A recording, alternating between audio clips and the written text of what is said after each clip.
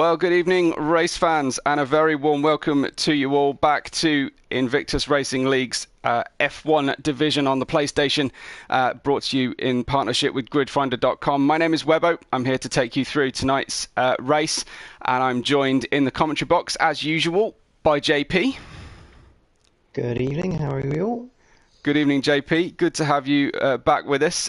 We have some esteemed company with us tonight. Not only do we have our boss, Craig, joining us in the lobby to race, I believe, tonight in the Haas, but also in the comms box for a quick chat and a get to know you with ARL 33.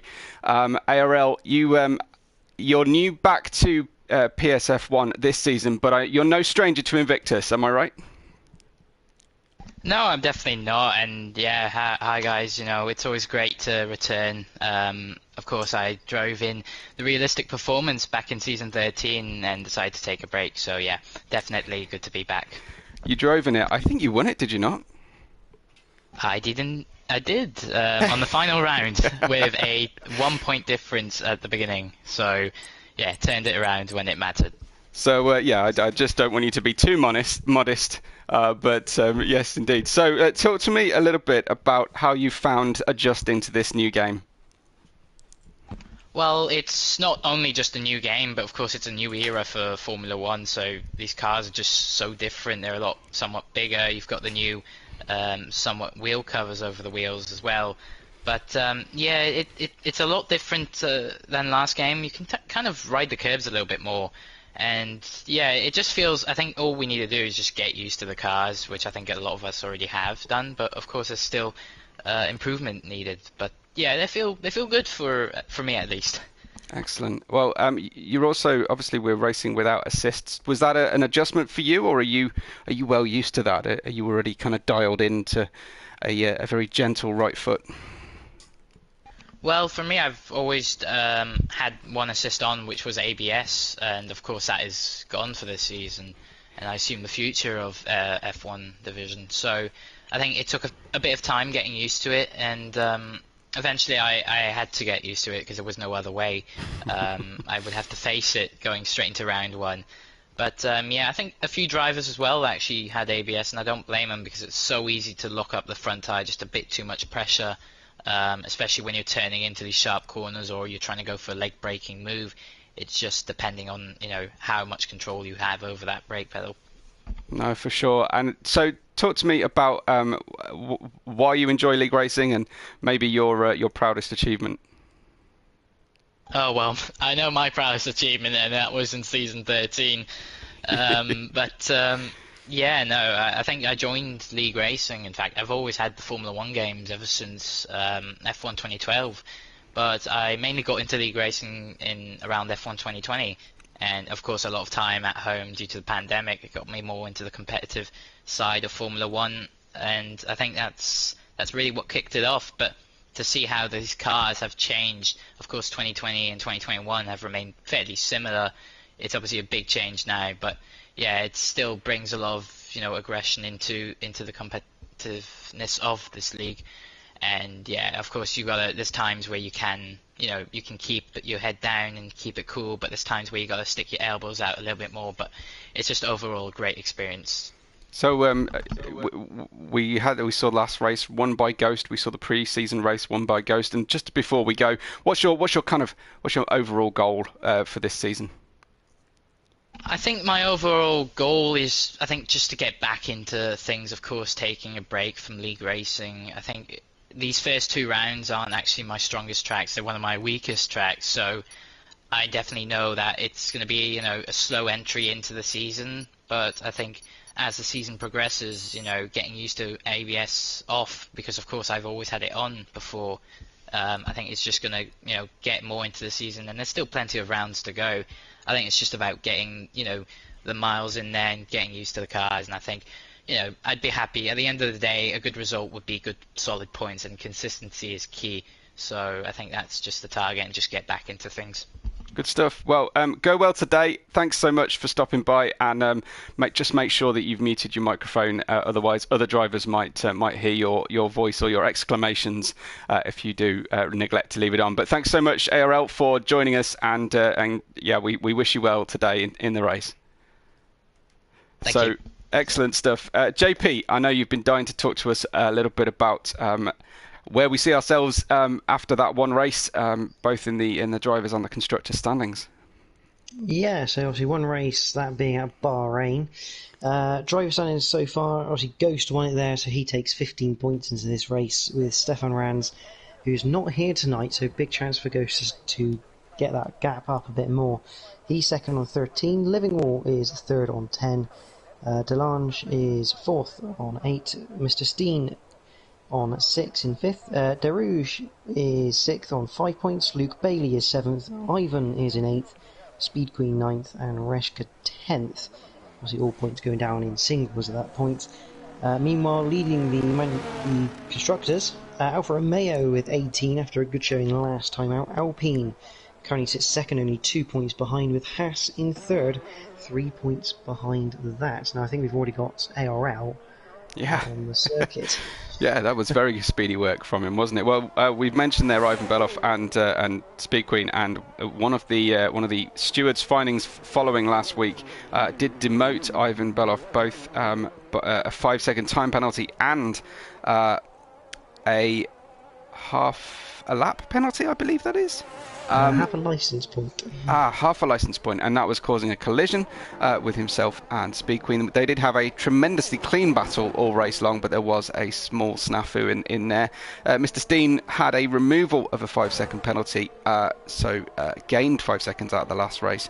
And Max has also received the same penalty that Ivan Beloff did with a starting grid infringement. I think he jumped the start possibly, or was misaligned. He readied up before. Correct. That's it. Yeah, good catch. Well, ARL is about to start this very short lap, JP. So we'll join him on board, and feel free to take us round or give us your judgment on how he's progressing on this early part of qualifying. So 4.3 kilometres of the Red Bull Ring, hit the brakes about 60 metres into the Niki Lauda curve. Third gear up into fourth, short shifting coming out of there, don't want to spin the wheels. Up the long straight, DRS active through turn 2, which is just a flat left-hander, into Ramus at turn 3. All the way down to second, he's going to short shift up to third. I thought, no, he leaves it in second a bit longer than I thought out of Ramus. We had this before last week, I remember, on IRL's car, yeah. Down the second DRS zone into Schlossgold, turn 4, he's down to third, gradually bring the throttle on, and keep it nice and tight through turn 5 as you head into turn 6 at Rauch. Just a really long waiting, probably a bit wide through 6, into Worth at 7. A bit more tucked in as you then go through 8 where Perez got done for a lap infringement there this year. Into turn 9, ringed, so obviously named lock and ring. 5th gear, I'd have gone 6th normally, into the Red Bull mobile corner at the last point of turn 10, and across the line for the quick lap. A 106.040. 106.040, indeed it is. I think, well, I thought perhaps, well, let's watch Craig, because we don't get to see Craig racing very often in the Haas here, and we'll get a view on his lap as the other times come in. Wow, that was close. Luke Bailey, a 106.049, and Craig spins. Craig spins, unfortunately, Nathan going through round 4, and yeah. Go ahead. Sorry, well, Nathan van der Burg's just at a 104.839, so he is massively in front right now. With Delange, the closest man, just already half a second off the pace, but we did see this at Bahrain from Nathan. Hot on the pace, very quick, yeah. Really impressive early lap, especially as the track is fairly green at the moment. Livingwall is on an outlap at the moment, unfortunately, so I think Burmeister is attacking the lap and coming just out of turn 8 with 2 to go. Going to throw the car in towards turn 9, skip over that inside curb and try and thread the needle on the way through. Goes to stamp on the loud pedal and away to the line then for Burmeister. 105.654 is his time, and we've got Strawberry. I think we'll take a view whether Strawberry is currently on fire or not. Yeah, Living War has just gone second, and that is a good time. 104.869, so just 29 thousandths of a second behind Nathan van der Burg at this stage. A little fact, the fastest, I think this is for race lap, goes to Carlos Sainz so far on this track in 2020 with a 105.619. Very good stat attack there. We'll just watch with Strawberry while I say hello to everybody on the stream. Ghost and Ben. Ben was racing in F2 last year. I think he might still be racing in F2 this time. Ghost is predicting a very close one. Hi to Mikey and Michael, Lee and Jesper Rents as ever. Daryl is here, and good to see everyone. Some questions about why we have such small numbers. I'm afraid I can't really provide a satisfying answer to that, JP. I don't know if you've heard anything other than it's just a public holiday right now and it's kind of August. I don't know. Yeah, I'm not too sure myself. Obviously, it is a bank holiday, so for us in the UK at least. So not everyone is necessarily from here. But yeah, it's bank holiday in the UK, so it could be some people just out with family or a long weekend out. Well, hopefully it's just an aberration, a minor blip, and we'll be back to decent numbers next week. We hope to have a good race for you all the same, but this is presents itself as a big opportunity for the drivers tonight, JP, to take advantage of the smaller numbers. Yeah, absolutely. In one person, if everyone finishes, only one person will not score. So very big opportunity for a lot of drivers, especially for Ghost here to pull away from the likes of Stefan Rans. Obviously try and build up on Max and Ivan, because they scored poorly last time. Both Ferraris are getting a 0 score here for the constructors. That's quite a big thing for them. Whilst I'm on board with Speed Queen, although she's coming around to finish her lap. I think it's a slow lap anyway, potentially.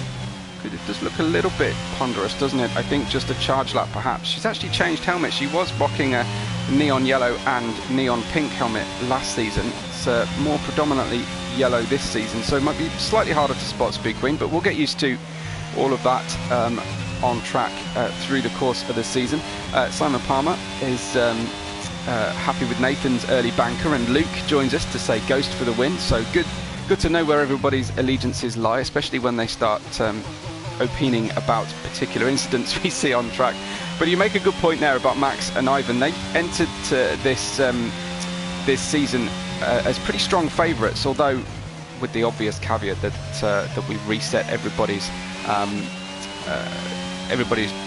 baseline with a new game and new handling mechanics. But Max was the runner-up last season. He did strongly the season previously, prior to that, and Ivan won F2 last season, but it didn't go their way that first race, and they certainly look like they've got some work to do to get on top of this new handling game. Well, Speed Queen is about to come through, JP.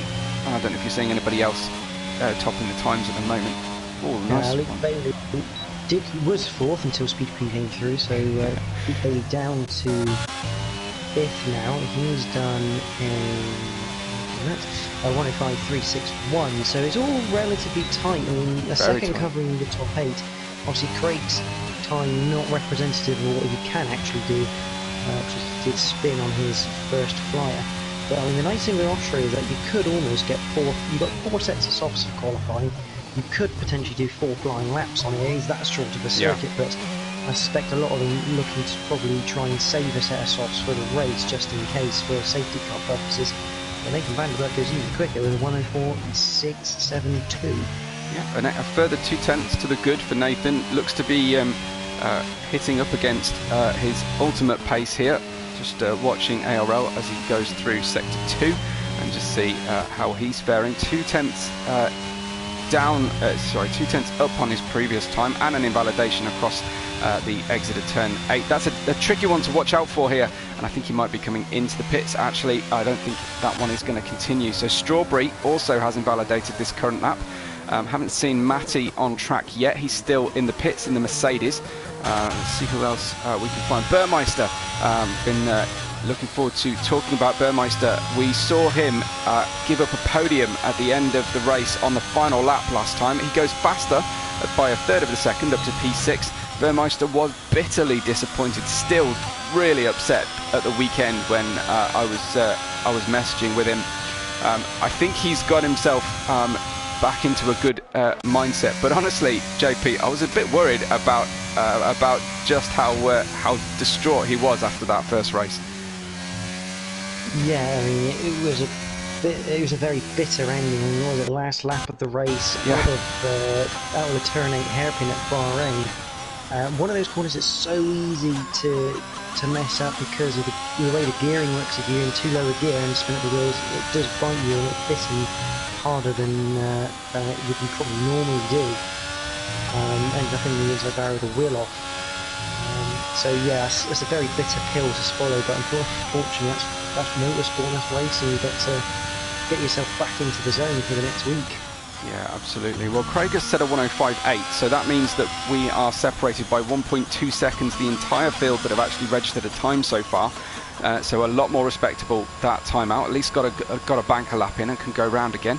And everyone in the pits apart from Luke at the moment, JP. Yeah, I must admit, I'm quite impressed with Craig. I mean, I was saying to you before the stream, Bobo, that obviously Craig, prior, when I first started doing some commentary work for F3 when I first came to IRL, he was in that F3 category on F1 2021, and he was mid-pack in there. So obviously he's found his feet quite nicely here with F1 22 with no assists. And we're not just saying that because he's the boss either. No, that's a genuinely good time. Only 1.2 off Nathan, only a second off Livingwall. So you know that's very good pace from him. I must admit that the two Alfa Romeos are looking like they're going to take full advantage here of the missing peoples, because obviously Craig won't be scoring any points for the Haas team, only himself, as I believe he is just a reserve driver.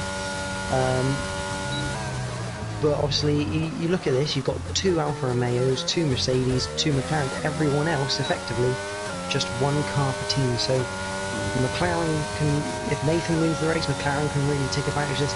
But I'm looking at those Alfa boys and I'm thinking there's a very high chance they're going to increase their gap at the top of the constructor standings tonight. Yeah, they did a great job last week. The best team result, obviously, after just one race, but they were very impressive. The way they managed their race and moved forward through the race as well. Oh, Luke Bailey getting terrible understeer on the way out of turn 7 and ruining the lap. It's very hard to recover that understeer once you're over the track limits going through turn 8. It looks like Livingwall is actually literally in the wall right now. So we'll join Ghost, who has also invalidated, coming through turn 1. Trying to find a drive, but actually on a lap. Well, DeLange is up on his sector 1. By 1700ths of a second, and we'll shortly get his sector 2 update. So let's see what DeLange can do. Seems to be a little bit of understeer going on the circuit at the moment from what the drivers are expecting. I don't know if that's too much time trial time, but he's gained two tenths so far, DeLange, and that would be very handy indeed. He might even be knocking on the door of a 104 here as he goes through those final 2 corners. Very easy to invalidate through here as well, but he just about keeps the car legal and across the line takes his Alfa Romeo right up to a 104.9 and a nice handy time there. Alfa Romeo 2nd and 3rd right now. Yeah, Strawberry on fire just coming through the last corner, and across the line they come, and it's 9th, just ahead of Craig, 105.5, so that's a nice lap there. We've also got Matty now on the left, so it'll be interesting to see how he goes on this.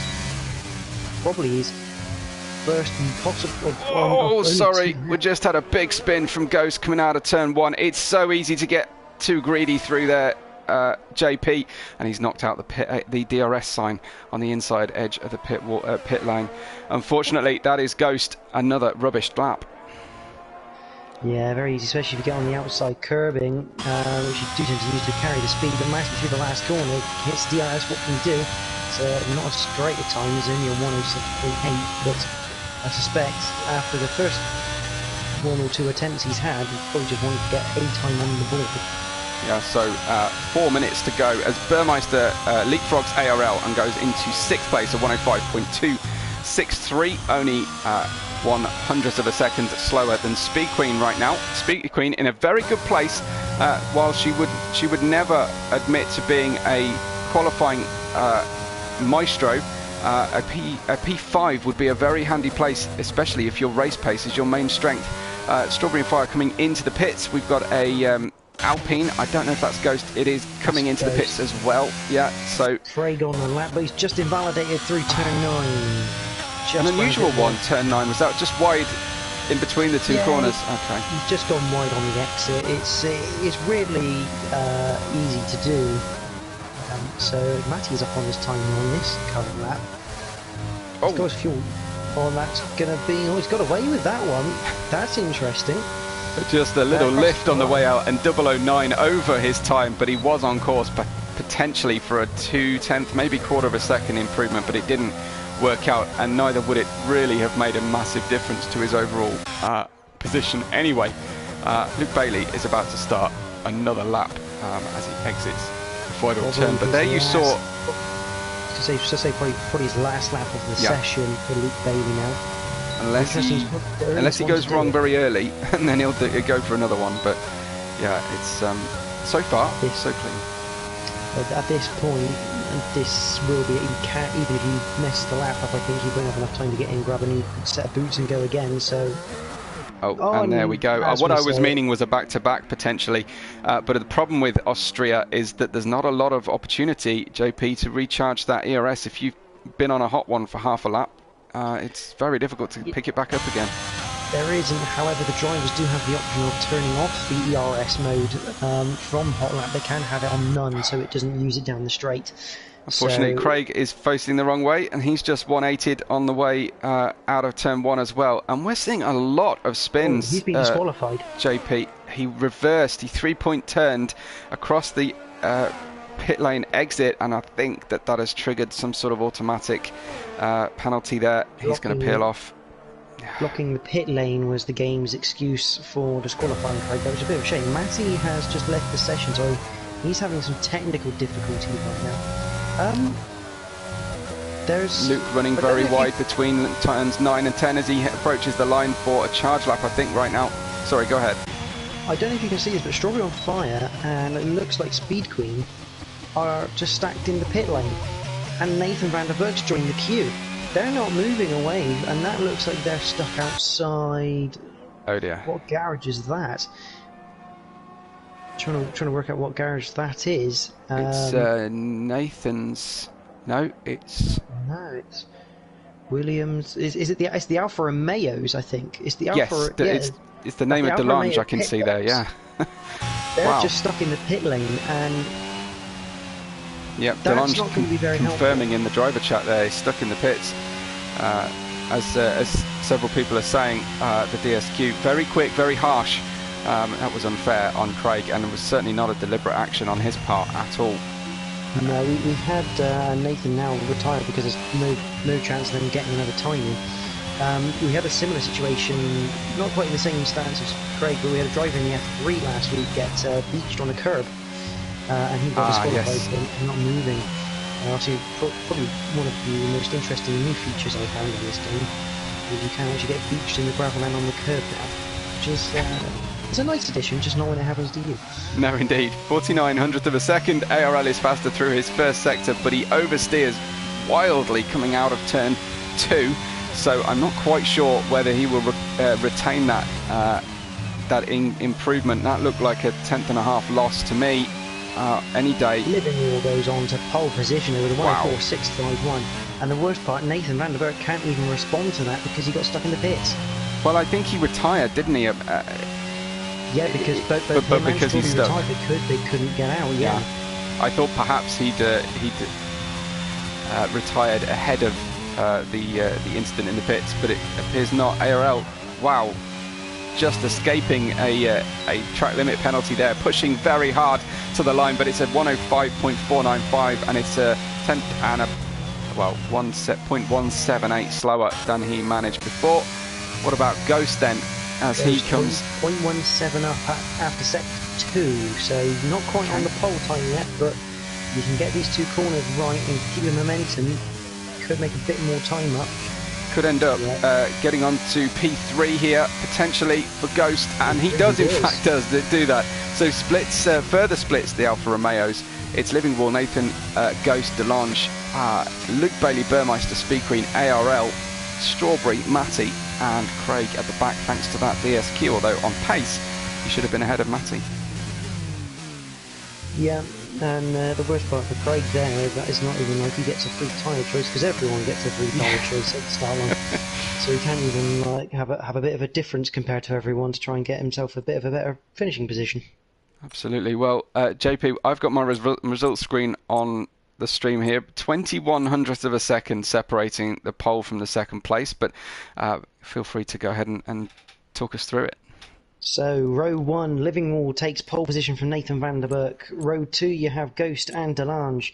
Row 3 is Luke Bailey and Burmeister. Row 4, Speed Queen and ARL. Row 5, Strawberry on Fire and DXT Matty. And row number 6 on his own will be Craig in the Haas, who will be looking to at least get past Matty quite quickly and potentially have a bit of a battle with ARL and Strawberry. I look forward to this one. Speed Queen in 7th and Burmeister in 6th, stalwarts of our league, as well as Luke Bailey and Delange, of course. But always look to those drivers, Speed Queen and Burmeister, to move forward. They tend to put a lot of emphasis on race setup and race performance rather than qualifying superstar points, of which there are none. But a reminder and a thank you to our partners gridfinder.com, who help us go racing, and of course a big thank you to everyone already chatting away in the live chat. I try and notice everything, but you'll have to forgive me for focusing on the racing when I need to. But greetings to everybody. I know Simon mentioned earlier on in the live chat, he said, let's see if they realise just what it's like on the hards. If they haven't been practicing, it's going to be a bit of a shock. So do you expect the hards to be used today, JP, or do you think they'll be trying to run a soft medium or a medium soft? I think it'll be very hard for them to be thinking about the softs, because obviously the way the tyre wear works on this game, I think pretty much most tracks will be a medium and hard strategy, whichever way round the drivers want to take that. It's obviously a very difficult thing to judge. I mean, if you start on the hard, you can make them last. There is that potential of going soft at the end, or vice versa, but you're going to have to really look after your tyres here, because whilst there shouldn't really be too much tyre wear, because it is very much stop, turn, go, that middle sector, especially on the right-hand side of the tyres, that middle sector and the final two right-handers for the left side tyre, they're not going to be too kind on them. Yeah. Hi to everybody just joining us who've timed their arrival to perfection. Hi to Waitsy, Joe Hamster, and Joe is a F2 and realistic performance driver that I know that both the two of us both know fairly well. Good character in the Invictus community. I know he's also helps us go racing, acts as an admin, and does a lot of organisational work as well on the socials side. Don't forget to follow us on socials. That's at InvictusRL. Mine is at WebberRed5, and JP, you are JPH_99. No, it's unfortunately the other way around. It's at 99_JPH. So someone else had my name. Got it. Okay.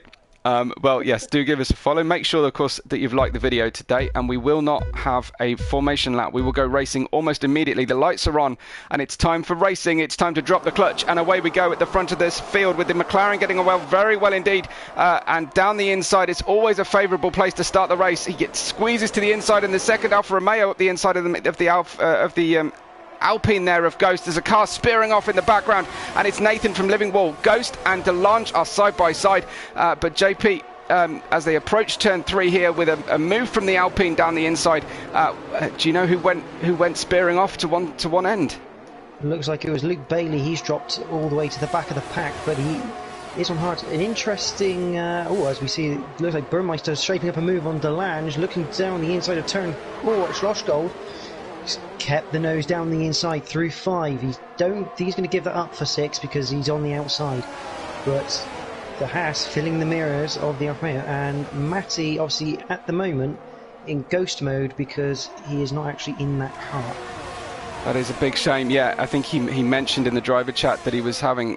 We saw him exit the session with some difficulties. So Nathan, Livingwall, and Ghost got away very cleanly indeed. Delange was challenging, and Burmeister is up to P5 with Speed Queen right behind him here in P6. It was Luke Bailey that went missing, went AWOL, but he has managed to recover the car. He's actually at the tail of the snake here, so he'll be okay, I think.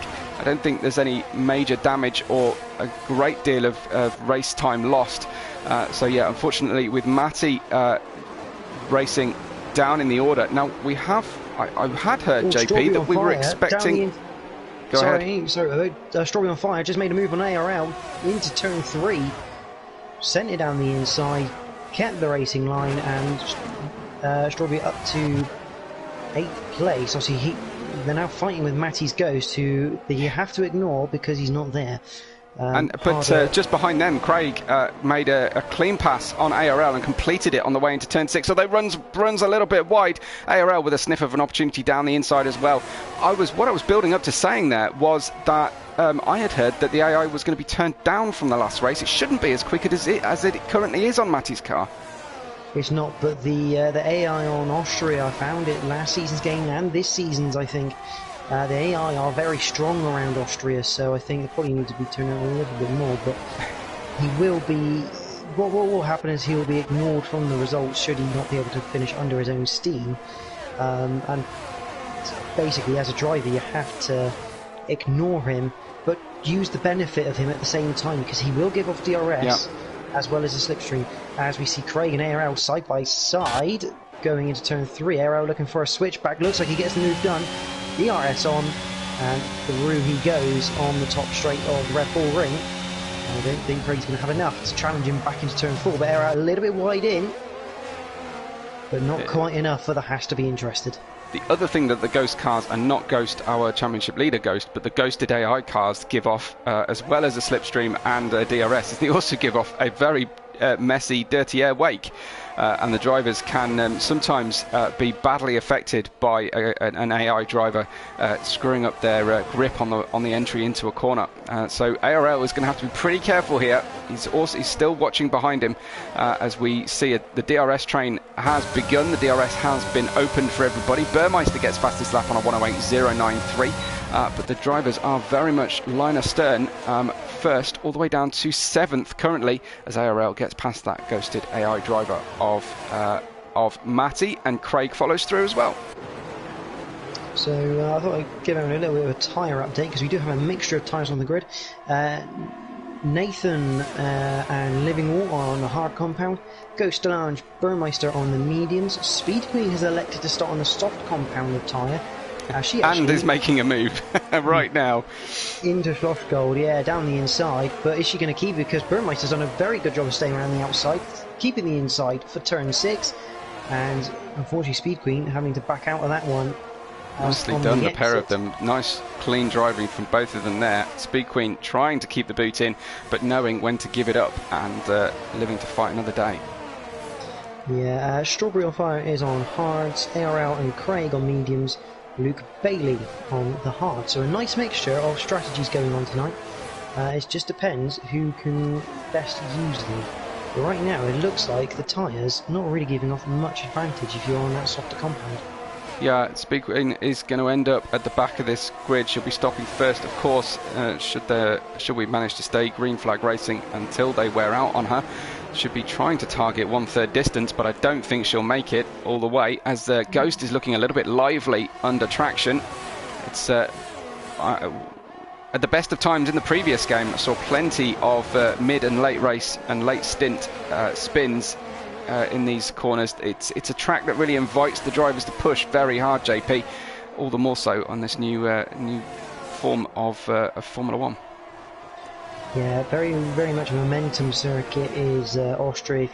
If you don't have the same momentum as the car ahead of you or behind you, out of the corner, there's a very high chance you'll get overtaken on the straight, because that just carries, especially through turns 1 and 3, because that momentum just carries on all on the straight. So if you're 5 mile an hour quicker through a corner, you'll carry that 5 mile an hour advantage all the way up.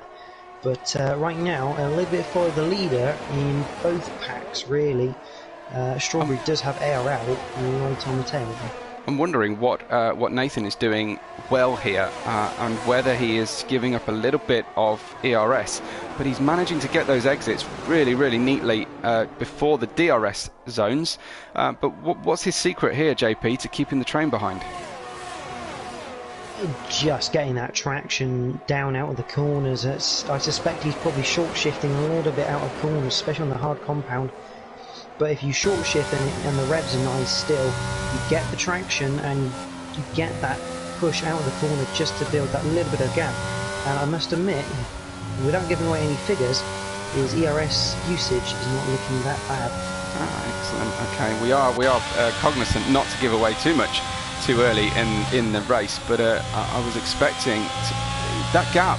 He's actually got the strongest gap of the top 7 between him and all the rest of the cars that have DRS. So quite how he's managing to live with this. And I don't know if Living Wall is perhaps playing this fairly circumspect. Also on the hard tyres, doesn't want to abuse them too much. But wow, a penalty already. I think you were about to say there. Yeah, 3 second time penalty already for Nathan van der Burg. It's easy to do around here, but that's not what you're looking for when you've got a train of cars behind you. That basically puts him at the back of that opportunity train. Here with Living Wall slipping out wide. That gives Ghost the impetus down the inside. Ghost managed a much nicer, cleaner line through the corner, and he goes down the inside. Will he hold on? I think he's significantly ahead here. Apologies for the camera the game chose. So Alfa Romeo slipping back now to 3rd and 4th. But an unusual opportunity there presented itself to Ghost, but he's on the medium tyres, and I think that might be still faster than the hards right now, JP. They will still be faster at the moment, and they won't be a lot faster around here, but they will be faster. But it'll be interesting to see what the Alfa Romeos do now, because ideally they will want to swap Delange and Living Wall because of the tyre compound difference and the strategy changes. Right. However, they've got the issue, as Strawberry gets a 3 second time penalty, they got the issue of Burmeister and Speed Queen right on the tail, so they can't just do it on a straight, because that will give those two the opportunity to go past Living Wall and effectively destroy that. I think it might be about to happen, actually. I think this might be coordination. This is a very good opportunity with Burmeister letting them off a little bit from the rear end, and actually Living Wall just letting Delange through, but trying to thread the needle there. He's still vulnerable. Yeah, although it'll use some ERS down the straight just to make sure Burmeister doesn't quite get that run. Beautifully textbook stuff from the Alfa Romeos, and great teamwork to show. Now they need to be even more cognizant here and try and coordinate the fact that Living Wall doesn't end up slipping outside of that 1 second window to his teammate, because he needs that DRS on the worst tyre at this stage of the race, JP. He will do, but at the same time they have to make sure Delange doesn't lose the 1 second to Ghost all at the same time. Yeah. It's a proper, it's like playing Krypton Factor on F1. You've got to try and stay in the window in front of you, you've got to keep the driver behind you in that window. How do you do that if the driver behind you is on that slower tyre? Yeah, and Ghost is managing to live a little bit closer here to the back of Nathan. We see Nathan with the penalty and Strawberry as well. Luke Bailey's gone into the pits already off the hard tyre, is that? I'm assuming that must be plan B or damage change, yeah. Yeah, so it's a front wing change, and he's going back out on the medium, so expect him in the pits again later on this race. However, I did note, actually, because I compete in F3, he will not have another set of mediums to use. The game only gives you one set of the hards and the mediums.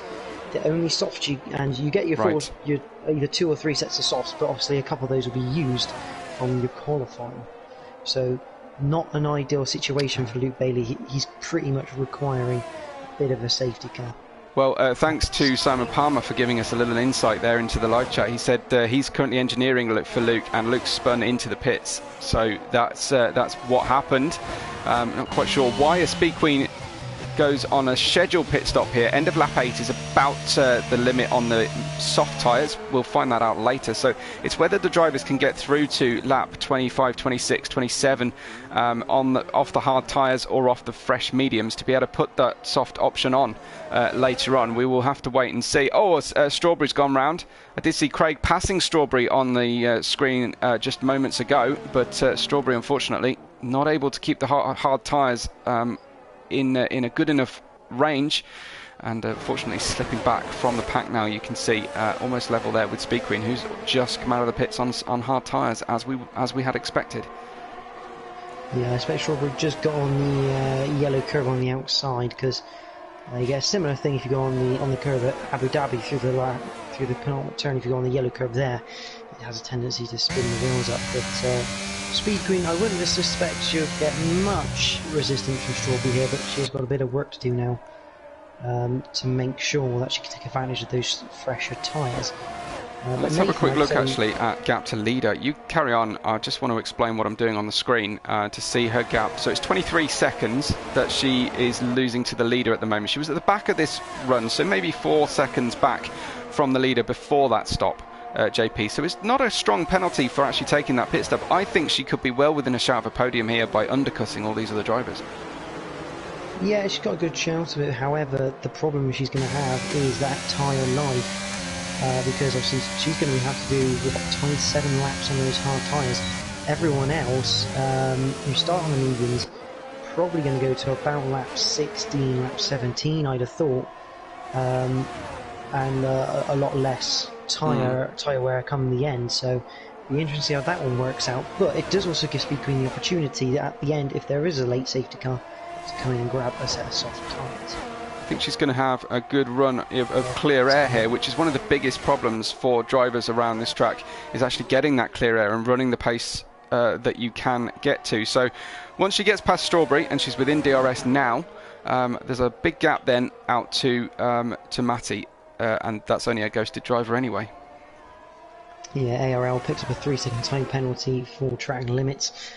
He's currently in 6th, but that means he's now in a right battle with Craig, because Craig only 2.6 behind. So that's going to be an interesting one to keep an eye on throughout the race. Yeah, lap 12, and the top 5 still separated by DRS gaps each, and that is Nathan, Ghost, Delange, Livingwall, Burmeister. ARL, as JP was just saying, some 5 seconds back from that gap, but with 3 different drivers with penalties on the board. I don't think that will be the only penalties we see, and for the first time Nathan can breathe a little bit easier. He sees a driver without DRS behind him temporarily, at least. Ghost's mediums, are they already dropping off at lap 11? Surely that's a little bit ahead of schedule. Probably not for the time to start dissipating from them. Obviously they're still going to be in good order, but obviously as the laps go on, and you see the rear end a little bit slightly there for Ghost coming through the Jochen Ring curve, they will start to drop off, and this is about the right time for the hards, I would say, to start coming into their favour. Yeah, and there's Nathan turning up the wick already as well and getting in a fastest lap, just as he sees Ghost slip behind. But I think he's made a mistake, because he has now slipped back into the clutches of Ghost. I'm waiting on Speed Queen making this pass, but it is proving very difficult on new hard tyres versus Strawberry's used hard tyres. It's not a night and day difference. She had a half-hearted attempt into turn 4 and it didn't quite work out. So I think now she will finally get through and get that clear air, but that's cost her something in the region, well, multiple seconds, I would say, of her eventual race distance pace. Nathan at the front of the field now by half a second. A 1.2 second gap has opened between Ghost and Delange, with Livingwall, his teammate, and Burmeister both within a second behind the third place Alfa Romeo. Yeah, it's not ideal that for Delange, because he's now out of the DRS zone of Ghost, but Ghost has the DRS of Nathan, so that gap's only going to grow. That's if Nathan's quicker than Delange at this point. But Nathan, it's a bit of a shame he's got that penalty, because at the moment, without that penalty, he'd be in a very good position, because obviously later on he'll be on the softer compound of medium tyres. Ghost has a look. Ghost going for the lead here, down into turn 3, and Nathan leaves an expert amount of space at the apex, manages to get good grip on the way out, and with Ghost's compromised exit, couldn't quite get the right traction, and that meant that he also didn't get a second bite of the cherry into the second major braking zone after the DRS areas. So he's going to have to follow Nathan through again. That was a very late move, and it almost pulled off there for Ghost. Yeah, I mean, turn 3, one of the only... Oh, Nathan's gone! Nathan is off! Nathan spinning round, missing the front wing as well, and that is not ideal at all. It's nowhere near his ideal pit window. I don't know that he'll get mediums for 2/3 of the race distance almost, but a change of front wing, a penalty on the car as well, and it's gone from good to very bad, as we also see pit stops from Delange and Burmeister. Was that a reaction, do we think, JP, to seeing a car go off and thinking this might be a safety car? Probably not. It's hard to tell. I very much doubt it, because it was a retirement crash. As that's interesting. Nathan has gone onto the soft compounded tyre, so that's definitely an extra stop. So he's hoping for a safety car now. This is turning into the race no one wants to win, as Ghost has left the session. His car is still running. Ghost desperately in need of another invite to get back into the lead of this race. Livingwall could well be in a good position here. He's only 0.8 of a second behind the lead of this race now as well, on the hard tyres from the start. He'll be hoping to try and take these at least to lap 22-23, I would have thought, to put the mediums on it, and deeper if he wants to use the softs. But he's right on the cusp of the lead of this race once again there. Livingwall in second place, and Ghost not in his car. Ghost, quite literally a ghost, as Livingwall approaches him. This has put Livingwall in a fantastic position, because starting on those hards, if he can take those hards near the end, and as Craig picks up a 5-second penalty for speeding in the pit lane, as he enters the pits now, Livingwall takes the lead of the race almost by default, you could say. Just sailing on through the ghosted car of Ghost, yeah. Yeah, Livingwall now in a great position, because he's going to have the mediums, all the softs at his disposal now for the end of this race. Ghost has rejoined the session. He just needs to get back in his car now. He is going to be in one hell of a mood to really push now and try and gain that time back. Because the problem is, not only has Livingwall got past him, but Ghost has now lost that time to the likes of Delange, Burmeister. Yep. This was an absolutely critical, this was potentially hammer time for Ghost while the other drivers were in the pits, and it's that moment that his connection failed him, unfortunately. And the worst part for Ghost is, because it's his AI decides when to pit, and his AI is in now. Yeah, so he can't even maximise the grip that was available to him. Burmeister managed to stay ahead of Speed Queen despite stopping 5 laps later. Speed Queen hasn't managed to get quite on terms here. I know she started very close to him, but she couldn't action that undercut, and I do think that might be that lap or two behind Strawberry after her pit stop that cost her a sniff at this one. Burmeister now challenging Ghost, going down towards turn 3. Ghost going to try and fight. It's going to be hard though. Stone cold tyres on the exit of the pit lane. He's going to have to really coax those tyres in, but you can now see the damage that has done of him having to rejoin the session, because now both Delange and Burmeister are ahead of him, and Speed Queen not too far behind, with Matty Ghost in tow. It's interesting that Nathan pitted for a new front wing, and he's put softs on. Now I would expect that if someone was going to two-stop, that they would use softs when the car was at its lightest, not when it was likely to be stuck in traffic here, as he is now at the tail of the field, 1.7 seconds. I think there might have been a second incident, because Nathan was in 10th place just a few moments ago, so I'm not sure it's all going swimmingly here for our erstwhile leader. Nathan almost wiped out at turn 4, just ran a little bit wide, got on the curb, and he is in all sorts of issues. That looks like he must have damage, surely. I think that's floor damage. Yeah. Because that car is not liking the mid-corner apex, so... And as he has another big slide, that's got floor damage. That's absolutely heartbreaking for Nathan. Ghost is in 4th place. And I think is back in control of the car. Yeah, confirm. Ghost is definitely driving that car now. So in 4th place, got to try and make up for that period of disconnection. He'll be grateful he got back in. Nathan speeds on the way into the pits, but I think that's the precursor, yes, to a retirement, unfortunately, for the McLaren driver, who was leading this race on merit at the early part of the race, and on hard tyres to boot, was keeping the rest of the field away, but spun.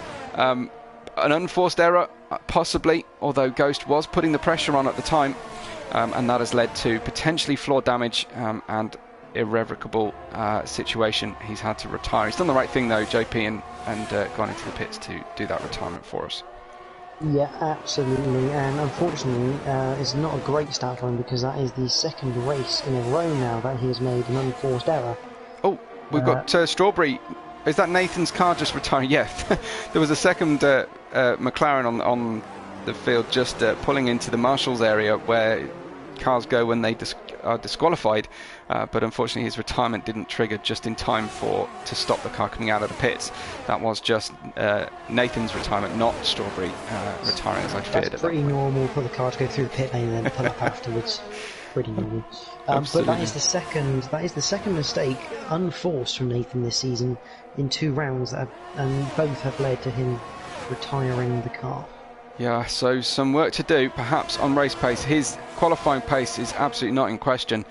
He's got tremendous qualifying acumen, but unfortunately it's just not worked out in the races just yet. So maybe some additional practice in race situations is called for. Livingwall in the front of this field by nearly 18 seconds as that gap starts to fall, of course, as he's on the older hard tyres. What's he targeting here? A hard to medium, or is he potentially looking at a hard to soft strategy? Very much depends on how long he can make those tyres last and how much time he thinks he's going to lose now at this period of the race, because if he feels he's losing too much time, he'll eye up the mediums to be able to use them for longer. If he thinks that he can keep within 5 seconds, I would say, of this pack, potentially he would be eyeing up the softs, but he is losing a significant amount of time right now. So not the ideal situation for Livingwall, but you just never know around here. You never know, you might get a safety car, which could change things and turn things on its head. Although with only 9 humans at the moment, 9 humans in their cars at the moment, our chance of a safety car is vastly reduced.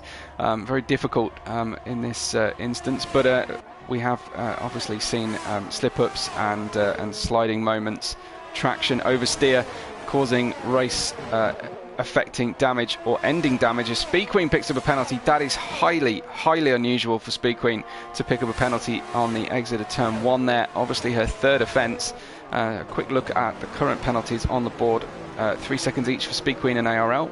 Strawberry has 6, and Craig that 5-second penalty for entering the pits. That looks very slow there from Speed Queen. Suddenly coming Strawberry's out. off. Sorry, Strawberry has spun at the final corner. Looks like they went into the wall, but I can't see any obvious damage, so might have got away with it, possibly with a touch, just a small amount of front wing damage there. But a spin at the final corner allows Craig up into 9th place. A little bit of self-recrimination going on from Nathan. A 3-word message in the driver chat, just "I'm so bad." So he's obviously feeling worse for wear, and you can understand that disappointment. Hopefully he'll be able to pick himself up though for future rounds of the season. It is early days.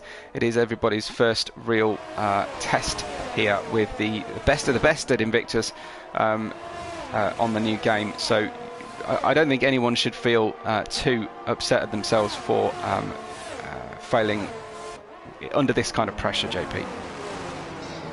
No, it is the fastest of the community on the PlayStation anyway.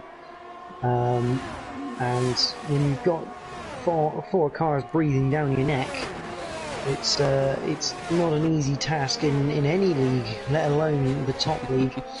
But I'm just noticing Livingwall is losing a lot of time right now. And it makes you wonder when is going to be too late for him to pit, because we're estimating probably 20 to 22 second pit box here, I think. Yeah. Roughly speaking. So right now he's going to come out around 5 to 7 seconds behind Delange. So he's going to be out of DRS range of the likes of Speed Queen. So when is it too late for him to come in? Because if these guys have DRS, he doesn't, there's a high chance he won't catch up. Yeah, absolutely. I think it was it was Rents who just said Livingwall won't even be close to this lot when he comes out of the pits. Does that potentially make him think more about the softs? I know it won't give him a lot of laps on the softs, but he does need that kind of turn of pace that the softs will give him to the end of the race as we enter the final third of the race at the end of this lap. It looks like very close racing here between Ghost and Burmeister. Burmeister caught slightly on the hop here as Ghost tries to switch back. Burmeister defends to the inside and then holds the car momentarily at the apex to stop that switchback from happening, claim the right-hand side of the track on the entry into turn 6, and some good defensive driving after potentially a small error on the previous corner exit. But things are starting to get a little bit tasty here with 12 laps to go, JP. Yeah, obviously Ghost now trying to recover the positions he'd lost earlier on from ghosting himself. It's not quite working out there, and yeah, to answer your question, I think Livingwall will have to start thinking about the softs, but the problem is... Whoa! Sorry, DeLonge with a big snap of oversteer on the exit at turn 1. Burmeister having a sympathy spin at the same point. Not even a spin, not even a 90 degree, but it was enough for Ghost to get a sniff up the inside. Goes round the outside of the corner and completes the move into P3, and that was exactly what Ghost was looking for, why he was piling on that pressure. And he's got a good launch on traction away from the corner. Burmeister now more worried about his mirrors and Speed Queen in the coming from behind. Yeah, very opportunistic that from Ghost, using other people's mistakes as per usual around here to make a move. Yeah, I mean, for Liv, I must admit, Livingwall, we got what, 12 laps after this lap. Speed Queen came in on lap number 9, so he's not far away here from potentially going soft tyres. He will have a much greater traction advantage out of corners. It just depends how well he can keep those softs in terms of wear and pace themselves. It's all about that gap between himself and Speed Queen when he comes out of the pits as well. These cars in the 2nd, 3rd, 4th and 5th positions on screen at the moment, these are the ones who Livingwall will be fighting with. DeLonge potentially here has the net lead of the race. Livingwall on his 24th lap off the hard tyres, but I think he will have a fairly large gap to catch. He'll be hoping for some penalties from these cars. He knows Speed Queen has got a penalty, as we observed earlier. She got a 3-second penalty, but with still just under a third of the race to go, it's by no means is it a foregone conclusion that nobody else in this group, JP, will pick up another penalty. Actually, you know, it's so easy to pick up a penalty around there. I mean, you look at that, how close they're running to the line through turn 8. Obviously, where we saw, as I mentioned earlier, Perez picked up a lap deletion earlier this year in the real F1 through that corner, so even the real world drivers get that one wrong. But DeLonge doing well here to keep the cars behind. I mean, he's got no DRS whatsoever here. But he's, again, a bit like Nathan earlier, he's getting good traction, probably because he's in the cleaner air. Obviously, Ghost probably suffering a touch of understeer. I'm going to run on board with Ghost for a little bit and just see what the car's doing through the corners. I expect he's picking up a slight bit of understeer mid-apex, which is not allowing him to get on the pole as early as he probably wants to. Yeah, good evening to Martin who joins us, just to praise Livingwall. We're nearing the 100th comment already, which is always very well received. Thank you so much. 10 laps to go, including this one that they are on at the moment. Livingwall leads, having not stopped, and needing to add around 22 seconds to his overall time here. DeLonge, his teammate, in second, the net lead with Ghost behind. Ghost was in the lead of this race after Nathan's error. We had a problem there for the car, presumably some damage, we think. We're just waiting. He said he was hit in the rear in turn 4 by a driver, and that caused him to spin again. So he's saying that was the reason for the second error, second loss of time. Ghost really starting to get on the back of DeLonge now, and he's just picked up a purple first sector on the racetrack. 100 comments immediately. Fantastic. Harry says, forecast. I haven't actually seen a weather forecast, but it is starting to get a little bit dark out there, JP. I don't know if you've heard from the weatherman locally at Spielberg. I haven't heard from my bloke in the field like Eddie Jordan used to do. Someone upwind, yep. But I mean, I've been running on board with Ghost for the last lap and a half, and he is struggling a little bit through the mid-corner, as I suspected, because of the dirty air in front. Obviously, these cars, they do follow a lot better than the last year's cars. Yep. However, because of the medium speed nature of this circuit through the corners, he is suffering just a touch of understeer through the mid-apex, which is why Delange, through turn 1, always goes as a bit of a lock-up. It's why Delange is getting good traction, but this time he doesn't, and Ghost into the DRS zone says, "Thank you very much, I will happily take the net lead." He doesn't need 2 invites to a party, Ghost. He certainly snaps up the places the very moment that they're there, and he's putting the pressure on all the time. Luke Bailey's in the pits for a pit stop now for his second stop off the medium tyres. So this could be the range to put the softs on, and we'll start to see what kind of lap time is achievable with the softs. Indeed, Luke goes on to the softs. Is this the time now for Livingwall, who's been losing around half a second a lap? And that's a big ask to try and gain back again, plus some to try and get back on the podium. And he's past the pit lane. Wow, okay. I would say now is really the time, because obviously Speedqueen done 9 laps, and they have, 8 to go now. Yeah, it's got to be the end. It's got to be after this one. Surely this is the final lap for Livingwall on the hard tyres. We will see. But Luke Bailey is out. He's got a 5-second deficit to the car in front in 9th. That's Strawberry. So he'll be looking to try and move up the order. But some big gaps in front. He's not even going to be able to use a lot of DRS here tonight. No, and once he gets past Craig, it's a 28 second gap to ARL, so unless ARL makes another pit stop, which I doubt it, but if he does, it will favour ARL anyway. It's going to be very hard for Luke to get anywhere higher than... We have a problem for Strawberry, I believe. A problem on the track for Strawberry caused the yellow flag temporarily coming out of turn 7 into turn 8. That will have given Livingwall palpitations for a moment there. He's got this 12.5 second gap now. He continues on again. Goes past the pit lane once again. He obviously wants a real blast on the soft tyres at the end of the race, but surely, JP, he's looking at his deficit dropping lap by lap, and it's, if anything, it's getting more with each lap that goes on. Yeah, I mean, you're looking at, we're saying 22 seconds. It's going to bring him out around ARL now, potentially probably behind ARL is where his pit stops. Speedqueen in the pits. Very interesting to put softs on tyres. But then I'm assuming she has a free pit stop.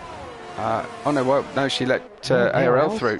Yeah, ARL with a penalty as well, and Speedqueen herself with a penalty. So what do you put that down to? Just the hards giving up on her? I think potentially she doesn't see herself getting any higher than 5th then, or what would have been 4th had she stayed out. So I think she's going for fastest lap here. So her gap to leader right now is ARL's gap to the leader is 19.8 seconds. When Livingwall comes in, which if he ever does come, he's gone past the pit lane again. He's doing an Alex Albon. This is he's waiting. Is he waiting for a safety car? Does he think there's no chance of recouping those places, and the worst thing that could happen is he finishes where he's going to come out the pits anyway? Well, he should be able to get past ARL, but again, it depends how many laps he gives himself. I mean, very, very strange from Livingwall. It could well be that he's just trying something different and potentially wondering if the guys behind might have to make another pit stop, but I very much doubt they will. It's very odd that Speedqueen's coming, but again, that could just be a case of she wants the fastest lap. However, I don't think that really works on the basis she's going to lose 2 points from where she could have finished, and she's going to gain back 1 in the fastest lap. We're being predicted rain very soon. This is from someone on the engineering side. This is Simon Palmer confirming that there is rain coming very soon. I'm not seeing it on my screen yet, JP. Shout up when you do. But that is presumably what Livingwall is waiting on. He can run. Yeah, there it is. There is the rain's beginning. With 5 laps to go, we have a wet Spielberg on offer for this race. It's about to get incredibly interesting here. Livingwall could end up now with just as many pit stops to make as everybody else on the field. I think it's too late for the rain, unless it comes down heavy. I mean, if we know what sort of rain we're getting, we can make a bit more of a judgment, because if it's only light rain, the game will not require you to go on that intermediate tyre. It has this very weird physics that it can be raining, but you can still be using the slick tyres. But on old hard tyres for everybody here, JP, that's going to be doubly difficult to run around in these last few laps with an increasingly wet surface. The temperatures drop so fast off the hards. It will do, which is kind of why I'm a little surprised Livingwall didn't come in earlier if that was the case, because obviously the soft tyres do work better in the colder conditions compared to the hards. Yeah. And you can see speed cooling already is made up 5 seconds since your pit stop. And here comes Livingwall now. Livingwall in the pits. Let's see what he goes on. It's got to be soft. It's not wet enough for intermediates. The rain is falling heavier. It is starting to pick up on the camera. It's starting to pick up on the halo. But I'm not seeing any spray, although that is a bit of a PS4 issue. So Ghost takes the lead of the race with 3 to go from DeLonge and Burmeister, but Livingwall switching to intermediate tyres before the rain is really particularly heavy. This could work, or it could be a terrible idea. He'll burn through the intermediates very quickly, and he comes out of the pits now. Wow, intermediate tyres, JP. What do you make of that? Very interesting. He's come up 12 seconds behind Ghost, and this is either going to be an absolute masterclass of tyre selection, or he's going to look like Pierre Gasly and AlphaTauri from Hockenheim that year, when he decided to put on the full wet tyres for no real apparent reason. Oh, it is really starting to come down. Whether the track DRS disabled, that's the key. That is normally the turning point in the conditions. When the DRS gets disabled by the game, it really is time for it. Oh man, this is fantastic. Livingwall down into 5th. The only driver having fitted the intermediate tyres. Ghost goes through, so does DeLonge and Burmeister. They have to double down on this now, presumably. They have to try and live with these tyres with 2 laps to go, including this one. Livingwall some 12.6 seconds off ARL's AlphaTauri in 4th. Let's see how quickly that drops. It's not going massively quickly. We'll see as they go through a braking zone and an acceleration zone quite what kind of a difference that is going to make. It's not huge. I do think it's right on the border between the dry tyres and the intermediate tyres. Let's see if somebody slips up at the dying point of this race. It is Ghost, DeLonge and Burmeister hanging on to old tyres in the rain, with ARL likewise in 4th, and then Livingwall trying to make use of these intermediate tyres, and he's not making huge inroads here into ARL's lead. He's making massive inroads. He's made about a second in the sector. That's my fault. I've got gap to leader still stuck on, and he wasn't actually gaining on Ghost, but clearly on ARL he is. Yeah, there he is. 1.4 seconds now. He's got a lot more traction than ARL out of the corners here. And ARL in the pits, is he? Yeah, ARL was coming in the pits. So he's decided that it is intermediates, and that Livingwall was going to get him anyway. Speed Queen still out on soft tyres. I tell you what, Strawberry's also come in for intermediate tyres. Has come out 25 seconds behind the car in front, Luke Bailey. Of course, with the least to lose, Strawberry at this point. Livingwall into 4th place. Can he target any further up this race? 8.9 seconds with a lap and a third to go. A lap and 2/3 to go, I should say, before the end of the race. It looks like they're getting past Strawberry, the front 3 of the field. And a big problem for DeLonge going through the corner there. He's obviously struggling. Ghost is coping a lot better. The AI car, I'll stop using the word Ghost because it's confusing, but the AI car has just overtaken DeLonge and unlapped himself from DeLonge. Oh no, is that Strawberry? That's Strawberry unlapping himself on the intermediate tyres and has managed to drive directly through DeLonge. Strawberry's not in the car. one of the long-held problems with the game has been the AI pace in wet conditions is the same pace as in dry conditions. 4.7 behind Burmeister, and he is absolutely ripping time out of the top guys. Is he going to have enough? Because that's a lot of time in the last lap. I don't think he's going to have enough meterage to get to them. Burmeister is on the cusp of challenging here on the back of DeLange. It is the final lap now. Ghost leads by 1.8 seconds from this battle. DeLange and Burmeister with Living Wall catching them. No! You are kidding me! A carbon copy of the previous race. On the last lap, Burr spins on traction oversteer while chasing down another driver. JP, I can't believe what I've just seen. Absolutely. There's another hairpin right that's got him. Look at Ghost. Ghost is struggling too. As Living Wall has called his teammate, the car is undrivable on old hard tyres. And the Alfa Romeo drivers tag each other because DeLange can do nothing about Living Wall's pace from behind. There is a couple of corners left to go. What can Ghost do here with a 1.1 second gap? He's got 2 corners to try and stay ahead on terrible tyres. Driving this like a... He's got him. As Living Wall retakes the lead in the final corner of the race and wins in Austria. What a finish. Ghost has to live with second, but Living Wall, what a comeback. What an inspired decision to pit JP and DeLange. Speed Queen. Wow. ARL has passed Speed Queen on the last lap as well. He's up into 4th as he crosses the line for Speed Queen. Speed Queen takes home 5th place, 2 stopping on soft tyres at the end. Burmeister overcuts them both without those penalties. Matty could well finish incredibly well here as well. All sideways coming through turns. His AI will do anyway. His AI is going sideways.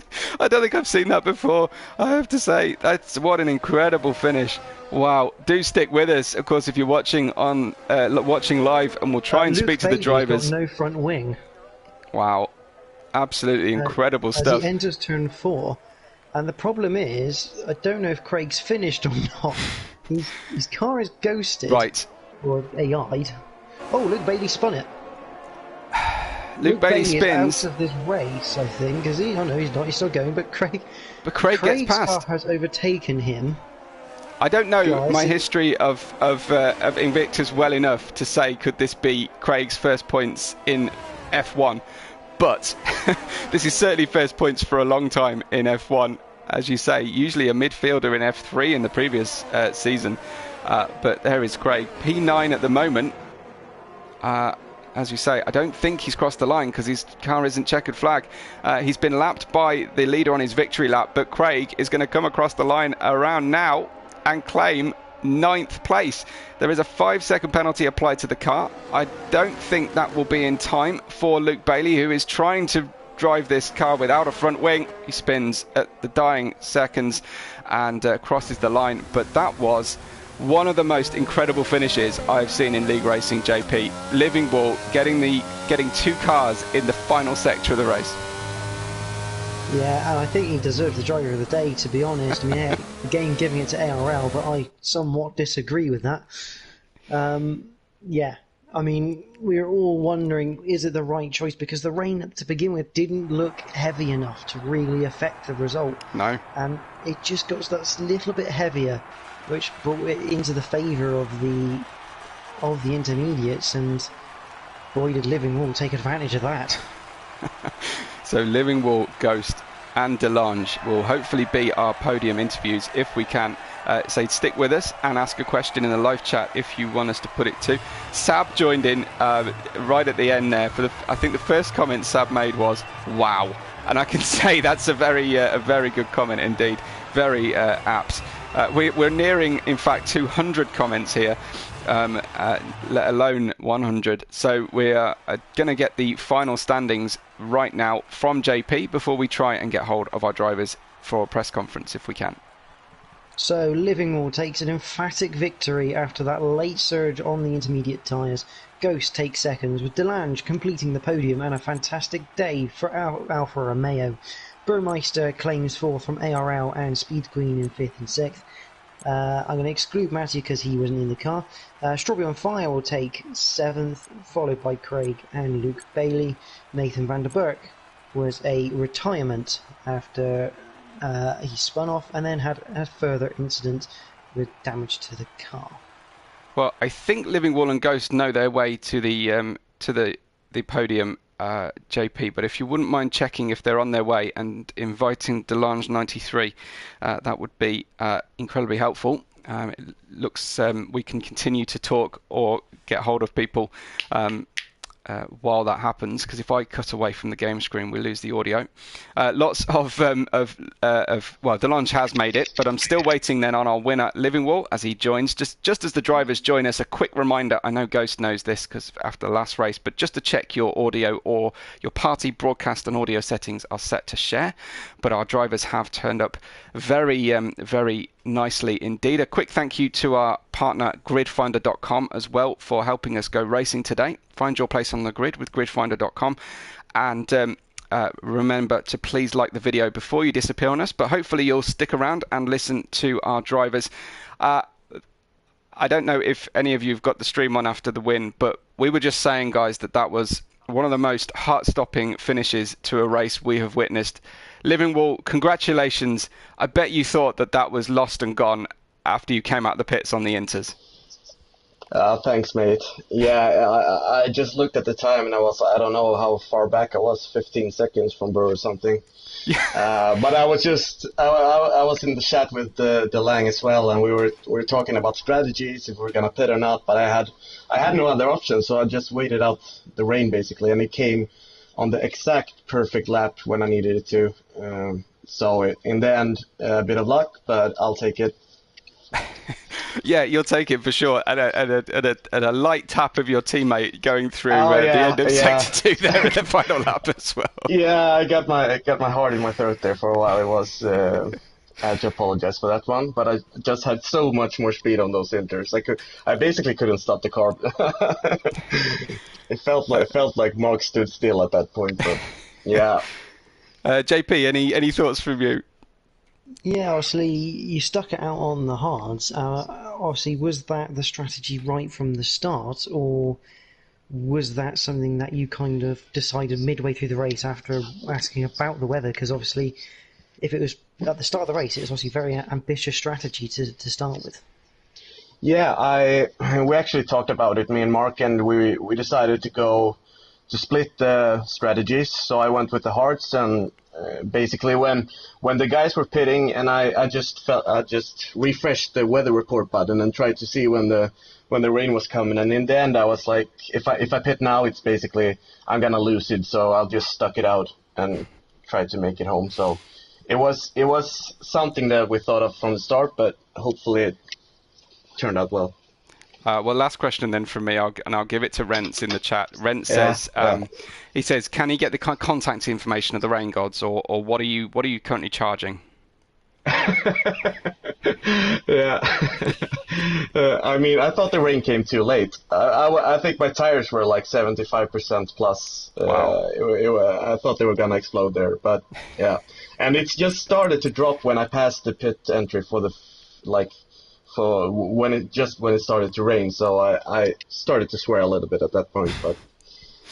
Well, bravo, well done, a great win. I'm sure you'll be watching that one back a few times. Congrats to you, Living Wall. Ghost, we'll come to you next. Ghost, you almost had it. Must be so disappointing to lose it on the final corner. I mean, if I'm going to lose a race, I'd like to lose a race like that. But no, I mean, the rain came exactly the right time for him. Honestly, when he came out the pits and I saw the gap, I thought, no way, he's one lap early there. But no, it was perfect timing because he was losing so much time on those hards. 75%. That was pretty crazy that he kept them going that long. I managed to just sort of finesse the car in those last few laps and gain some time and just try and keep it on track and not have any little moments and lose as little time as possible when I saw the gap coming down. Those last couple of corners, the left-hander was horrible going on to I think that's turn 7. yeah, so the last sector, I just couldn't drive the car, and then he just careened past me at the penultimate corner. I was like, fair enough. But I can't help but think about the game crash though, because that did cost me about 3 or 4 seconds. So, you know. I imagine JP was just building up to talking to you a little bit about that. Yeah, no, absolutely. Obviously, when you effectively disconnected from the race, I mean, the big question really before you said about how much time you thought you lost was, do you think that would have potentially been the difference in you winning the race? Because obviously, whilst you say it's 3 seconds, obviously through that final corner, you probably lost about 4 or 5 seconds just trying to keep the car pointing the right direction. Yeah, I mean, I think, around 1.5, maybe a little bit less seconds ahead of Dalang at the when the game crashed, and then when I came back, thank goodness the AI put me on hards, but I was so worried it would put me on softs.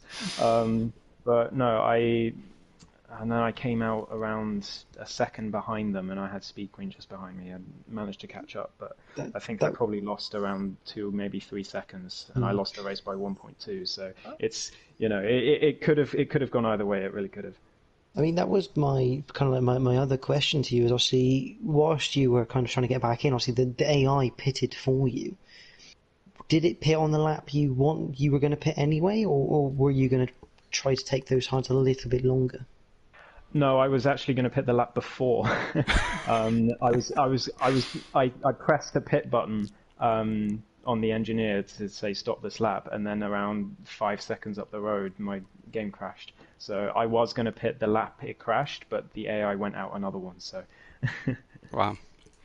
Well, well done anyway. And I mean, you take another good step in the championship. You'll still be heading this on the way out of Austria, I would imagine, pending any stewards' inquiries. I didn't see anything on track that might be a problem, but should be good.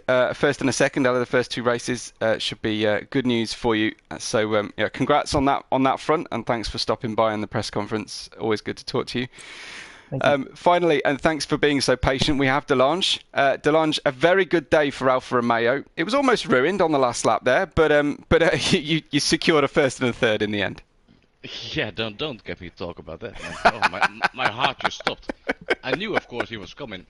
But I had 0 grip on the tires, and well, he had too much grip on the tires. So yeah, it was just a bit of an unfortunate coming together. But I kept it on track, and as a team, this is, I think, the best result we could have hoped for. Ghost was flying in the dry conditions, in the wet as well, but in dry he was just uncatchable. And our strategy, we decided to split it out. Yeah. And it paid off. So yeah. Yeah, a very good day for Alfa Romeo overall. Very well driven as well. No penalties on the car for the whole team. So obviously kept a clean set of wheels. JP, what are your thoughts for Delange here? Obviously, we were speaking to Living, was saying split strategy. Who was it that decided to go on each strategy would be my question, because obviously you're both playing almost like a team game, because obviously if Living was going to go for that strategy, you're playing one car for the rain. For you were playing one for the dry to the end.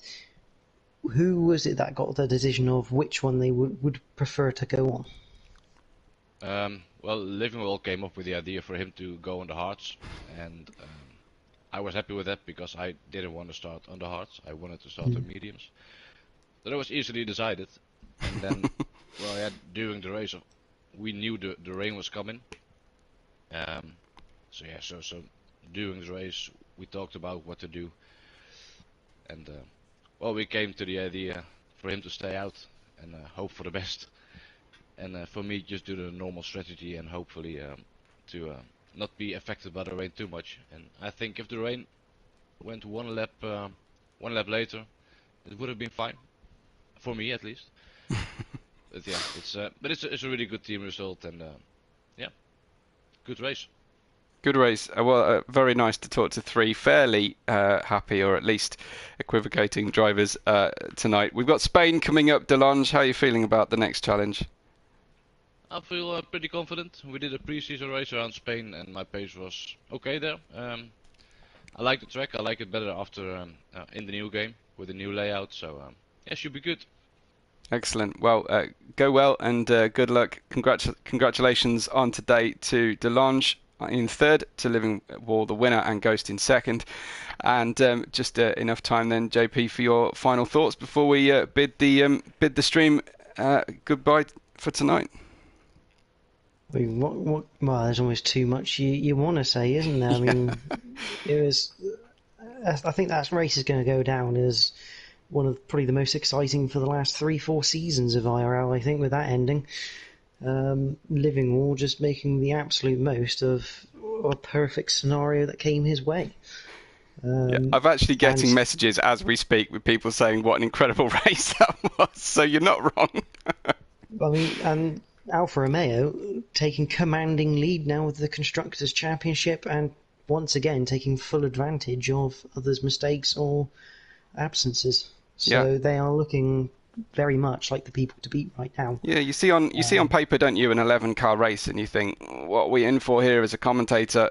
Usually, I would tend to say that 12 is probably my minimum for a decent race, but that one was a testament to the drivers at Invictus PS F1 and guests as well tonight. Yeah, no. So I mean, to be honest, you could have two, as long as those two are Ivan and Speed Queen around Bahrain. You could have a monumental race there as well. I have to say, for a sort of full race length, I would probably still pick last season's F2 in Azerbaijan as a better overall race, but as a finish, man alive, that was something special. Great to be in the same commentary box with you once again, JP. Thanks for all your tremendous input. Thanks to everyone at Invictus Racing League and to gridfinder.com and everyone on the stream. Thanks for liking the video, following us on socials, and from everyone involved, we will all catch you on the next race day. Good night.